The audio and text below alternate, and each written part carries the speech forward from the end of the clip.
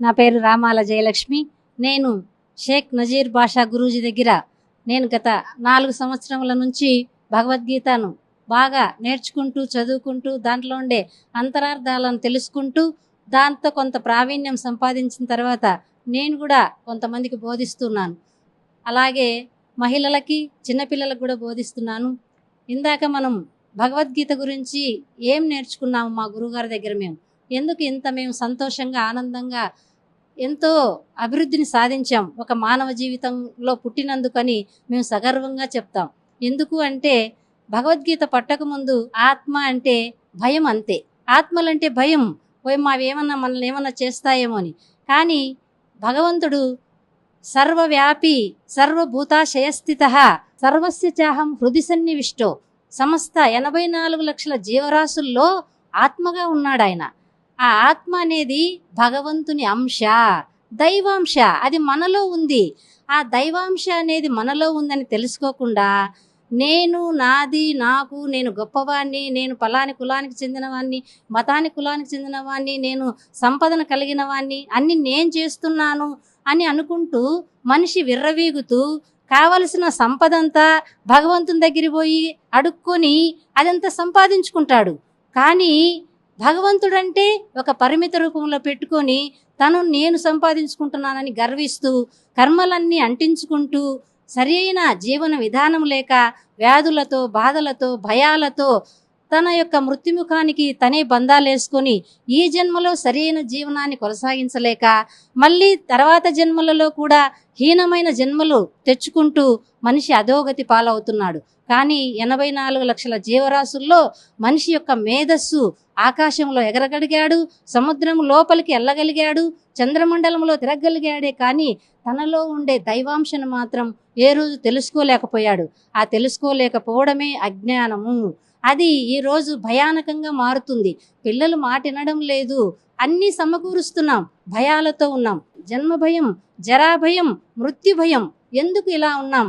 భగవద్గీత పట్టుకో, భయం పోగొట్టుకో, గీత నేర్చుకో, రాత మార్చుకో. అందరు అంటారు గీత, మనము ఒక రాతను తెచ్చుకున్నాం, దాన్ని అనుభవించాల్సిందే అంటాం. కానీ భగవద్గీతను పట్టుకొని ప్రతిరోజు ఒక శ్లోకాన్ని చదువుకొని గురువుల ద్వారా సాధన చెయ్యి, నీ రాతను నువ్వే మార్చుకుంటావు. ఇందాక చెప్పారు గురువుగారు, కర్మల ద్వారా మనకు ఇది భగవంతుడు ఈ యొక్క కర్మలు అనేక జన్మల నుంచి తెచ్చుకున్న ఈ జీవితాన్ని ఇప్పుడు మన ముందున్న ఈ కర్మలని ప్రేమతో ఇది నాకు వచ్చిన కర్మ అనుకొని దాన్ని ఎంత ప్రశాంతంగా నిష్కామ భావంతో ఈశ్వరార్పణ బుద్ధితో దాని మీద ఎస్కేప్ కాకుండా దాన్ని చక్కగా నిర్వర్తించినట్లయితే అవి మనకు బంధాలు అంటుకో. మనం చేయాల్సిన పనులను మనం చేయకుండా పక్క వాళ్ళ మీద వీళ్ళ మీద గొప్ప అనే అహంకారంతో ఇంకా కొన్ని కర్మలను అంటించుకుంటున్నాం. ఇలా మంచి మంచి విషయాలు మన యొక్క సమాజం అంతా 70% 80% ఎలా ఉంది అంటే ధ్యాయతో విషయాన్ పుంసః సంగస్తేషూపజాయతే సంగాత్ సంజాయతే కామః కామాత్ క్రోధోభిజాయతే. 24 గంటలు ఎప్పుడు ప్రపంచముతో, ప్రాపంచిక విషయాలతో, విషయభోగాలతో, కీర్తి ప్రతిష్టలతో వీటితో మమేకమవుతూ అసలైన భగవద్జ్ఞానాన్ని పక్కన పెట్టడం వలన అవన్నీ విషయాలు సేకరించుకోవడం వలన కోరికలు అనేటి విపరీతంగా పెంచుకొని ఆ కోరికలు తీరితే నేను గొప్ప, నా కోరికలన్నీ తీరినాయని ఇంకా తీర్చుకోవడానికి ఇంకా కొన్ని పనులు చేస్తూ అజ్ఞానంలో పడిపోతున్నాడు.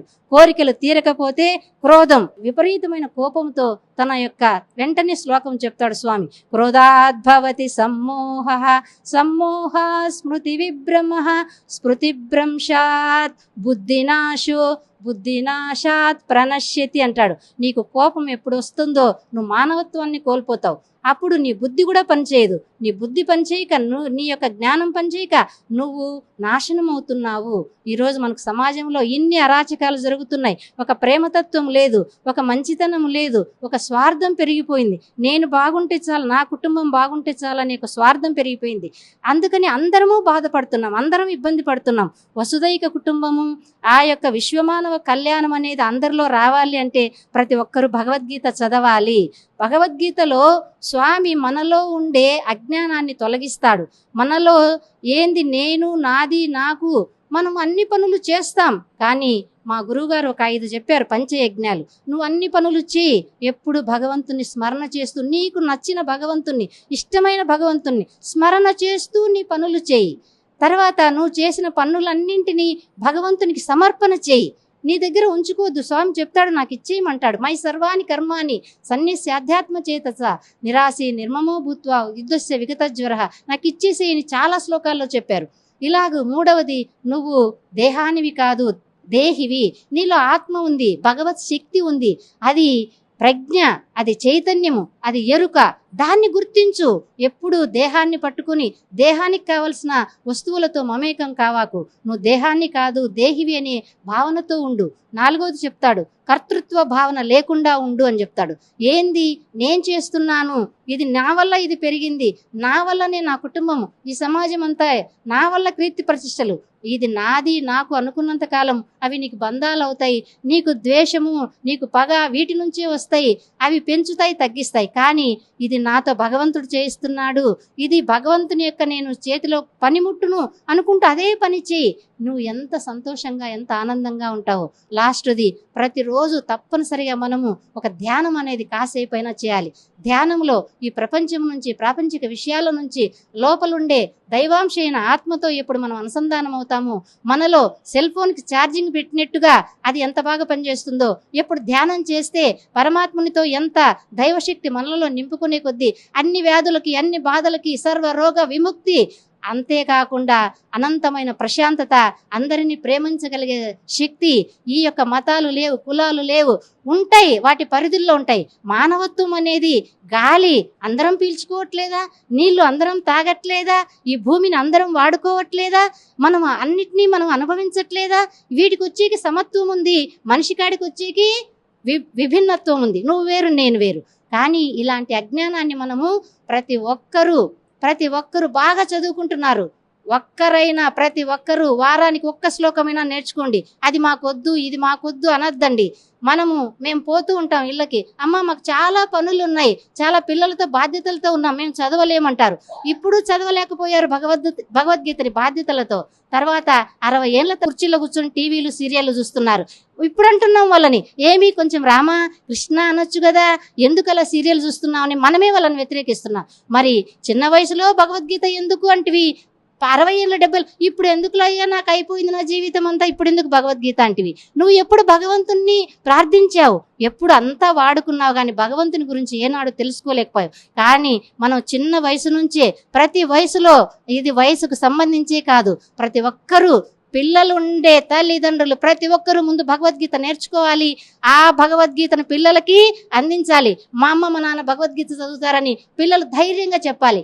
నా దగ్గరకు వచ్చే మహిళలు చెప్తారు, వాళ్ళ పిల్లలకు చెప్తున్నారంట, వాళ్ళు ఇంజనీరింగ్ చదివే వాళ్ళు, తర్వాత ఉద్యోగాలు చేసేవాళ్ళు. వాళ్ళకి, అరే నేను భగవద్గీత చదువుతున్నాను రా మేడం దగ్గర అంటే, అమ్మా నువ్వు జీవితంలో చేస్తున్న మంచి పని ఇదే, నువ్వు ఈ రోజుకి ఒక మంచి పని చేస్తున్నావమ్మా, నువ్వు భగవద్గీతను వదిలిపెట్టదని పిల్లలు చెప్తున్నారంట. మరి ఇంతటి విలువైన గ్రంథాన్ని మనం పక్కన పెట్టద్దు. ఇది అందరం చదవదగినది, ప్రతిరోజు చదవదగినది, నేర్చుకోదగినది, తెలుసుకోదగినది, జీవితాన్ని ఉత్తమంగా తీర్చిదిద్దుకుని ఈ లోకంలో సంతోషాన్ని, ఆరోగ్యాన్ని, ఐశ్వర్యాన్ని పొంది తర్వాత మంచి జన్మ, ఉత్తమ జన్మ తీసుకొని మనం ఇంకా మంచి ఆరోగ్యంగా, ఐశ్వర్యంగా ఉండేదానికి ఇహాన్ని మనకి ఇస్తుంది, పరాన్ని ఇస్తుంది. మరి దీన్ని దూరం చేసుకోవద్దు. అందరికీ మేము ఇలాంటి ఆత్మానుభూతి పొందుతున్నాము, మా గురుగారి వెంట తిరుగుతున్నాము, అందరికీ చెప్తాము. అలాగే మా జీవితము ఈ భగవద్గీతానికి అంకిత చేస్తాము. మా ధ్యేయం ఒక్కటే, విశ్వమానవ కళ్యాణం. ఓం తత్సత్. భగవద్గీత పట్టుకో, భయం పోగొట్టుకో, గీత నేర్చుకో, రాత మార్చుకో. ఓం తత్సత్. జై గురుదేవ్.